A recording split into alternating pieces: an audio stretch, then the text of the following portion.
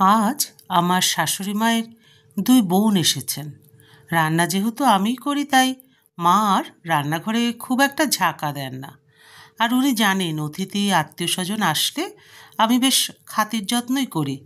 এটা অবশ্য আমার মায়ের দেওয়া শিক্ষা। মা বলে, নিজেরা যাই খাই না কেন, অতিথি আসলে তাদেরকে পরিপূর্ণভাবে আপ্যায়ন করবে, কারণ অতিথি হলেন নারায়ণ। আসল কথায় আসি তো, দুপুরে যখন খাবার দিলাম, টেবিলে শাশুড়ি মা হাঁ করে আমার দিকে তাকিয়ে থাকলেন। মনে হলো চোখ দিয়ে আগুন ছুঁড়ে মারলেন। বাঘের মতো গর্জন করে বললেন, কি হলো বৌমা, এগুলো কি রান্না করেছো? এ তো আমাদের প্রতিদিনের খাবার। অতিথি এসেছে দেখনি? ভালো কিছু রান্না করলে কি তোমার বাপের বাড়ির সম্পদ কমে যেত? আমি স্বাভাবিকভাবেই বললাম, তা কেন হবে মা? এই বাজার আমার শ্বশুরমশাই আর আপনার ছেলের টাকায় করা। আমার বাপের সম্পদ কমে যাবে কেন? তাছাড়া এগুলো খারাপ খাবার তো নয়। আর দিদির বাড়িতে যাই দিয়েই তারা খান না কেন, তারা তো নিজের মানুষ। কিছু মনে করবেন না মা, আপনি তো সেদিন বললেন বউদের বাপের বাড়ির মানুষকে এত খাতির করার কি আছে। তো আমি ভাবলাম শুধু শুধু টাকা খরচের কি দরকার। আপনিও তো এই বাড়ির বউ, ওনারা তো নিজেদেরই মানুষ। আপনি যদি ভালো ভালো খাবার রান্না করলে রেগে যান। শাশুড়ি মায়ের মনে হলো এখনই যদি পারেন তো আমার দু গালে দু থাপ্পড় মারেন। বড় মাসি শাশুড়ি বললেন, তোমার মা বুঝিয়ে সব শিখিয়ে দিয়েছে রুমা? আমি শান্তভাবেই বললাম, না মাসি, আমার মা তো বলে নিজে যা হোক দিয়ে খেলেও অতিথি আপ্যায়ন করতে হয়। কিন্তু এই বাড়িতে ভিন্ন নিয়ম। বউদের বাপের বাড়ির মানুষের সম্মান নেই। মেয়ের বাড়িতে শুধু ব্যাগ ভরে আনবেই, কিন্তু তাদের কোনো সম্মান থাকবে না। সেদিন আমার মা ভাই এসে ডাল, কচুর শাক, কুচো মাছ দিয়ে খেয়ে গেছে, তো আপনাদেরও এসব দিয়ে খেলে কি সমস্যা? মাও তো এবাড়ির বউ, তাই না? মাসি শাশুড়ি আর কথা বাড়ালেন না, কোনো রকমে খেয়ে উঠে গেলেন। তবে আমি জানি এইসব এখানেই শেষ নয়। আমার স্বামী আর শ্বশুরমশাই এলে বিচার হবে, আর শাশুড়ি চাইবে বিচারের দণ্ডমুণ্ডের কর্ত্রী তিনি হবেন। ঠিক তাই হলো। শাশুড়ি মা রাতে খাবার টেবিলে ঝড় তুললেন, খোকন, তোর বউয়ের এত বড় সাহস আমার মুখের ওপর কথা বলে? আজ তোর বড় মাসের ছোট মাসি এসেছিল, তোর বউ আমার নাক কাটলো, তোর মাসিদের জন্য ভালো কিছু রান্না করেনি, আমরা রোজের যা খাই তাই দিয়ে খাওয়ালো। আমরা কি ফকির? খোকন মায়ের দিকে না তাকিয়ে খেতে খেতে বলল, দেখো মা, তোমরা বউ শাশুড়ি যা ইচ্ছে করো, তোমাদের বিষয়ে আমি নেই। আমি বলির পাঠা হতে চাই না। তুমি সেদিনই বললে তোমাদের বিষয়ে নাক না গলাতে, বাড়ির মহিলাদের বিষয়ে কথা না বলতে। আমি এসবের কিছুই জানতে চাই না। সারাদিন অফিস করে বাড়িতে এলে তোমরা কেউ কারোর নামে আমার কাছে কিছুই বলবে না। যা পারো নিজেরাই করো। ছেলের কাছে যখন ডাল গলল না, মা তখন শ্বশুরমশাইয়ের কাছে বিচার চাইলেন। কি গো, তুমি তোমার আদরের ছেলের বউকে কিছু বলবে না? বাবা হেসে বললেন, আমি ওকে এখন আর কিছুই বলি না। সেদিন তুমিই তো বললে আমি নাকি আশকারা দিয়ে বৌমাকে মাথায় তুলেছি। আমি যেন কিছু না বলি, আর বৌমাকে এখন তুমিই বলো। যাকে ভালোবাসার অধিকার নেই তাকে শাসন করি কিভাবে? তুমিই দেখো কি করা যায়। তোমার ছেলের বউ, সব অধিকার তোমার একার। তুমি যাই শিক্ষা দেবে ও তাই করবে। এখন তুমিও ওর মা, ওর ভালো মন্দ সব কিছুর জন্য মানুষ তোমাকেই বলবে। তাই তুমি নিজের ভালোটুকু ওকে শিখিয়ে দিও, ওর ভুল সংশোধন করে দিও। বৌমা সারা জীবন এই বাড়ির বউ হয়ে থাকবে, তাই এই বাড়ির সম্মান এখন ওর হাতে।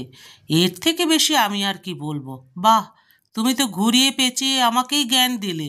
ভালো কথা, এসব আমার মনে থাকবে। আমি আর কোনো কথা বললামই না, কারণ বাবা আর খোকন উত্তর দিয়ে দিল। আমি মাথা নিচু করে শুনলাম। রাতে বাবা আমাকে বারান্দায় ডেকে বললেন, আমি জানি তুমি এমনি এমনি এসব করনি। সেদিন তুমি খুব কষ্ট পেয়েছো বৌমা। তোমার বাপের বাড়ির মানুষদের সম্মান করা আমাদেরই দায়িত্ব। সব দোষ তোমার শাশুড়ির মা। আমার মা যতদিন বেঁচে ছিলেন উনিও এসবই করে গেছেন। ছেলের বউদের এভাবেই কঠোরভাবে পরিচালনা করতেন। তোমার শাশুড়ি ওইসব কষ্ট ভোলেনি। সেই রাগ কষ্ট তোমার উপরে পড়েছে। সারা জীবন একসাথে থাকবে তোমরা, তাই এসব ঠিক করে নাও। আমি তোমার মাকে বুঝিয়ে বলবো। আমি বাবার কাছে ক্ষমা চাইলাম। আমি এসব করতে চাইনি বাবা, কিন্তু এসব দূর হোক বাড়ি থেকে, এটা আমি চাই। আমাদের সম্পর্ক সারা জীবনের। আমার বাবা, মা, ভাই, বোন এখানে এসে যেন সম্মান পায়, তারা আমাকে দেখে যেন শান্তি পায়, এটাই চাই। আমি চাই না তারা আমার কথা চিন্তা করে কষ্ট পাক। আমি মায়ের কাছে ক্ষমা চাইব। না থাক, এখন আর কিছু বলো না। কয়েকদিন পরে শাশুড়ি মা তার ছোট মেয়ে পপির বাড়িতে বেড়াতে গেলেন। সেখানে গেলে ব্যাগে ভরে কত কিছু যে নিয়ে যান, যাতে মেয়ের সম্মান বাড়ে। একদিন থাকার কথা ছিল, কারণ পপি প্রেগন্যান্ট। মেয়ের সাথে তাই একদিন থাকবেন ভেবেছেন, কিন্তু মা বিকেলেই চলে আসলেন, মনটাও খারাপ। আমি প্রথমে ভাবলাম হয়তো পপির শরীর ভালো না, তাই জিজ্ঞাসা করলাম, মা পপি ভালো আছে তো, কোনো সমস্যা আছে? তাহলে আপনার ছেলেকে বলি পপিকে কিছুদিনের জন্য নিয়ে আসুক। শাশুড়ি মা উত্তর না দিয়ে বললেন, টেবিলে খাবার দাও। আমি খুব অবাক হলাম, এই সময় খাবার? কিছু না বলে খাবার দিলাম। খাওয়া শেষে মা চা দিতে বললেন। দুজনের জন্য 2 কাপ চা নিয়ে বারান্দায় বসলাম। মায়ের হাত ধরে বললাম, কি হয়েছে? কোনো চিন্তা করবেন না, আমরা সবাই আছি। পপির কোনো কষ্ট হবে না। এখনও 4 মাস বাকি, আর 2 মাস গেলে নিয়ে আসবো আমরা। মায়ের চোখ দিয়ে জল পড়ছে। আমি মাকে জড়িয়ে ধরে বললাম, মা কি হয়েছে বলুন তো? আজ মেয়েটা অসুস্থ, তাই হয়তো চা মিষ্টি দিয়ে বিদায় করতে চাইলো। আমি তো খালি হাতে যাইনি, বিয়াই বাড়িতে গিয়ে এই সম্মান পেলাম। দুপুরবেলা কেউ এসব খেতে দেয়? আমি আর থাকতে পারলাম না। পপি নিজেই রান্না করতে যাচ্ছিল। আমার যাওয়া দেখে পপির শাশুড়ি চা দিয়ে পাশে তার মেয়ের বাড়িতে চলে গেল। আমার কি কোনো আত্মসম্মান বোধ নেই বৌমা? পপির কষ্ট হবে ভেবে চলে আসলাম। তুমিও সেদিন কষ্ট পেয়েছো বৌমা, আমার এমন করা ঠিক হয়নি। কি করব বলো? জীবনে এত তিক্ত অভিজ্ঞতা আছে যা বলে শেষ হবে না। আগামী শুক্রবার তোমার বাপের বাড়ির সবাইকে আসতে বলবো। আমি নিজের হাতে রান্না করব। আমি মায়ের হাত ধরে বললাম, আপনি বুঝতে পেরেছেন, এটাই অনেক। আমার আর কিছু লাগবে না। বেশি কথা বলো না। আমি একটু নরম হলেও আমিই তোমার শাশুড়ি। আমার কথাই শেষ কথা। আমার শাশুড়ি হতে এসো না। তাহলে আমিও আপনার ছেলের বউ। সেদিন মাসিদেরও আসতে বলবো। ওই দিন ওভাবে এত কিছু বলা আমারও ঠিক হয়নি, আর এমন ব্যবহার করা উচিত হয়নি। কষ্টে দুঃখে ভালো কিছু রান্না করিনি।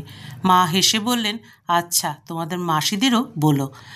হঠাৎ মনে হলো পেছনে কেউ দাঁড়িয়ে আছে। দেখি পর্দার আড়ালে বাবা আর আমার বর দাঁড়িয়ে আছে, তাঁরাও হাসছে।